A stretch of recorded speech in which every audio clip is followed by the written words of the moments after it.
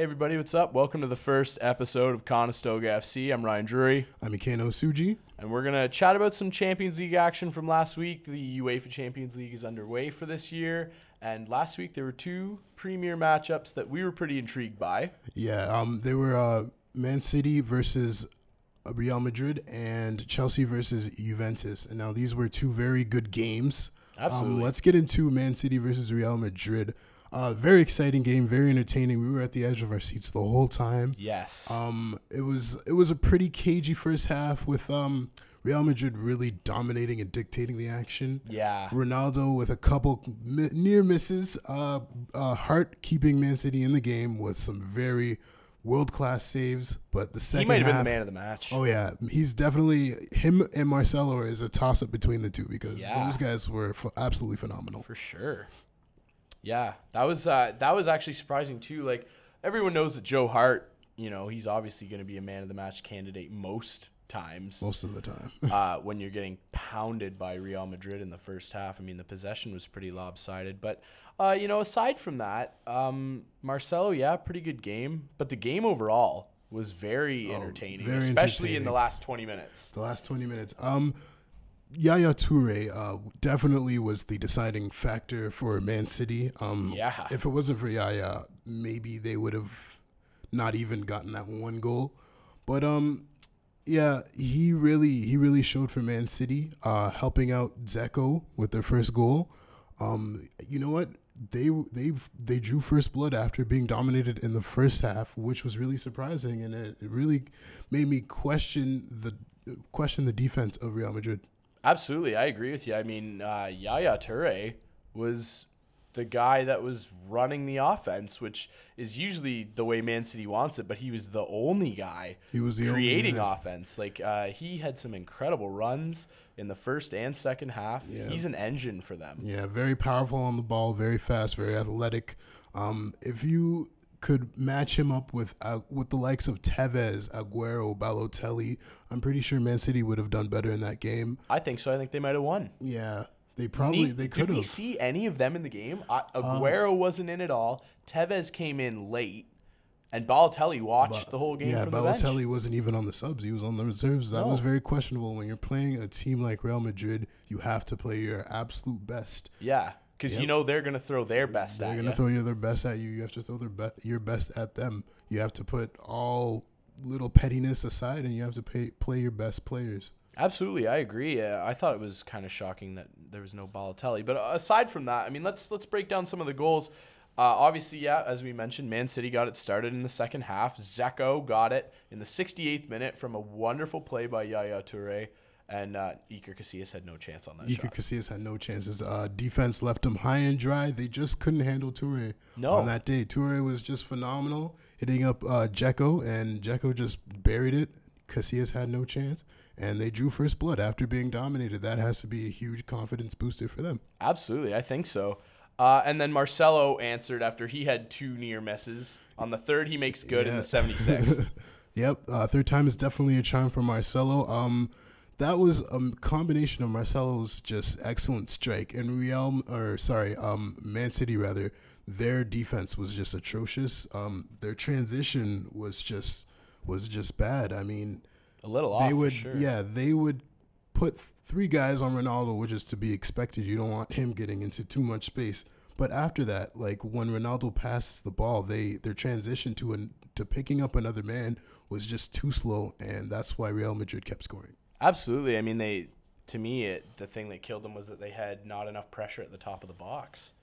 Yeah, their center backs were definitely too slow for Real Madrid's attackers. Di Maria obviously getting a couple things going, but not really able to pull the trigger. He came through later on in the game for Benzema, who also broke the lead that Man City had after they scored a goal off of their free kick. Yeah, in the 85th, Kolarov, who came on as a sub, made good for Man City on a nice free kick. A nice, well-taken free kick. Kolarov really all he had to do was just guide that ball in. I can't remember exactly who took the free kick, but the man who took the free kick, he really guided that ball well. Absolutely. And he he made well and buried that chance. It was pretty impressive. And then, yeah, Benzema in the 87th, just when Man City thought within 5 minutes they had a big victory, Big Ben comes on, and as always, like he usually does for Real Madrid, what a big goal from Benzema. That was a nice goal for Benzema. Di Maria setting him up nicely, and we were kind of questioning Di Maria during that game. He had a couple. We were harsh on him. Yeah, let's not sugarcoat it. We were upset with him. You were. I'm not a Real Madrid fan. Okay, yeah, I'll take the blame. I was upset with Angel. You were tearing him apart. I was. He had some clear opportunities he could have taken advantage of. He had some nice passes he could have made. He shot at the wrong moments. He passed at the wrong moments. Yeah. But when he passes to Benzema, that was the right moment. Yep, it's that's the thing with Di Maria. I mean, sometimes it only takes him one little opportunity to make good on something, and geez, Benzema on that nice pivot off the left foot. Holy cow, that was an unbelievable goal, and I was pretty excited. And then, I mean, what else can we say about the ending of that game? The ending of that game was absolutely breathtaking.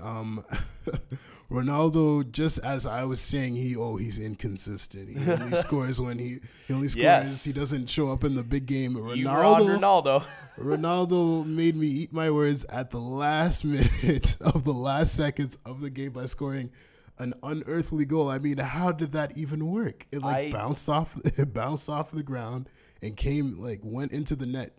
Hart had no chance. Hart was positioned well. His reactions were well, but that shot just went around him. It was absolutely amazing. That's the thing about Ronaldo. I mean, an unbelievable move around the left back to get to the net. And then just at the top corner of the box, he just lets a shot go, and just the curl on the shot, I think, is what threw Hart off. I think he thought it was just going to be coming high, and it just kind of dipped down and bounced in under him. I mean, it was nearly safe. Yeah, that's definitely a highlight reel finish. Absolutely, and the celebration was something to behold too. Ronaldo was pretty happy. The Bernabeu was happy, but Jose Mourinho was even wrecked happier. his pants. It was good. Gets grass stains on his pants one last time. He's not a player anymore, but he definitely celebrated like a player. Absolutely. That's one thing I like about Jose. He's very passionate, and he wears it on his sleeve. All in all, really great start. Very entertaining. I mean, Man City can take a lot of positives out of this and whatnot. I want to make one quick note. I thought that, a lot of people were kind of questioning Mourinho not starting Sergio Ramos. I thought Raphael Varane, as a 19-year-old, the Frenchman, played pretty good. He played decent. I thought he played pretty good. Considering his age and considering the game of that caliber, he definitely held his own. Mistake on the Dzeko goal, but aside from that, on the Dzeko goal, but he is 19 and he handled the pressure pretty well. Absolutely, that was a good showing for him. Bright future for him on Real and the French national team too, possibly. I thought he was quite good. Maybe. Absolutely. The second game that was obviously a big premier matchup was Chelsea, who won last year's tournament in very, very dramatic fashion. In the Germans' backyard. Against Juventus, who dominated Serie A last year.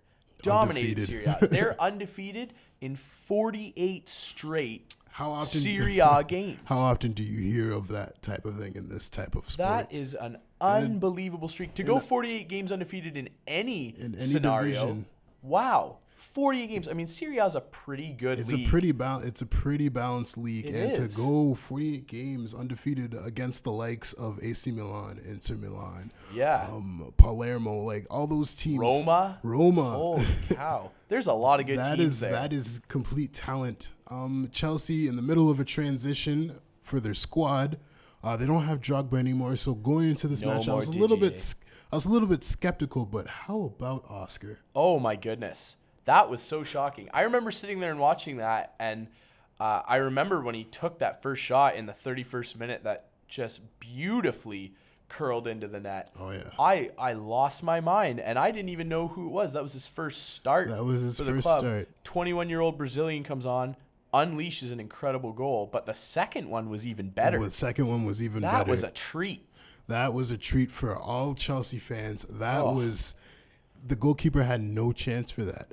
It went in right in the middle of the net where the goalkeeper was positioned, but the finesse and the curl on that shot was unreal. The curl was incredible. It's an early candidate for goal of the season, I would say. I think so, but too. Ronaldo's goal would have to be in there, too. Oh, yeah, that one's up there. But, I mean, I was more impressed with the Oscar goal. It's your first start for the club. You're in the Champions League. You're playing a very high-profile team. As young as he is, too. And he just pivots, spins off the defender, bang, the curl. Your mama couldn't curl her hair like that. That was unbelievable. That was an unbelievable by a curl. 21-year-old. He has a bright future. He definitely has a bright future on the starting lineup of Absolutely. Chelsea. But in the 38th minute, unfortunately, Chelsea with some bad defending, letting Vidal score. Yes. Vidal was injured, quote unquote, for that goal. I was upset about that. So Juve fans could be quite happy with that goal. I mean, they were still 2-1 down at that point. But then, got them in the game. Yeah, got them back in the game. But then at the 80th minute, Mikel with a dire mistake. Letting Cagliera in for that goal, and that was a blow to Chelsea. Oh yeah, that was really upsetting. 80th minute. It looked like, and Chelsea played very well defensively all day, as they usually do. They're a very defensively responsible club, bringing the midfield back. But yeah, that was a downer. That was a real hiccup from Mikel, the center defensive midfield. Yeah. That was a huge blow to the confidence. They were holding Juve off, and you might have thought Juve's undefeated record would have been shattered. And it was shattered, but not in the fashion Chelsea fans would have imagined. No, I don't think so. I think like it'd be good maybe man of the match for both matches. Who did you like in the Real game? In the Real game, like I said, it would have to be a toss-up between Hart and Marcelo. Slight advantage for Hart. He really kept his team in the game, and he was a real solid player in that game. Absolutely. I'm gonna agree with you. I'm gonna agree. I think Joe Hart deserves the man of the match. He battled all night against a very tough offense. So, yeah, I agree. What about the Chelsea game? The Chelsea game, that easily has to go to Oscar. Yeah. Those two sensational goals within 2 minutes of each other. One of them could even be an early candidate for goal of the season. I think so. Oscar was the clear man of the match in that game. Great job from the 21-year-old attacking midfield. Absolutely. I will say one thing for Juventus. I thought Juventus' best player was Andrea Pirlo. Pirlo was all right. The defense, Juve held up, so Pirlo played all right as a defensive midfielder. I thought Pirlo was good. His transition game is world class. Their defense was lacking. Chiellini was a little off. And he was a bit over physical too. He was over physical. Reminded me of Pepe. Yeah, Pepe likes to get the physicality in there, but yeah. And another thing I would like to point out in the Chelsea Juve game that we just totally missed. The reffing. Oh, that reffing was just terrible. I totally forgot about that. Yeah. I feel bad for forgetting. Yes, the reffing was terrible. Now that we're on the subject of Chiellini, he made some pretty rough tackles that were not called. And I feel that that played another role in Chelsea not scoring more goals in that game. I think so. Because the ref was crippling Chelsea at every pivotal moment on their attack. Absolutely. Every time Chelsea would get near, they would get fouled and no call, and then Juve would retain possession, and that really crippled Chelsea going up front. Absolutely. I thought the man who was affected the most by the refereeing was Fernando Torres. Torres was getting beat up. He got beat up that game. Fernando Torres was absolutely getting beat up for that whole game. That's probably why you didn't see him on the score sheet. Those defenders were eating him alive, and not in a good way. They weren't. Oh no. They weren't getting the ball cleanly. Officially, yes, it was cleanly because the refs the linesman or the didn't ref want to call it. Didn't call it, but unofficially, he was just getting slide tackled, pushed off the ball. It was brutal to watch. It was very frustrating to watch if you were a Chelsea fan. Absolutely, I think so. Two great games overall, though, and the Champions League off to a wonderful start. Wonderful start. Absolutely. I can't wait for more to come for the Champions League. I can't wait. It's going to be incredible.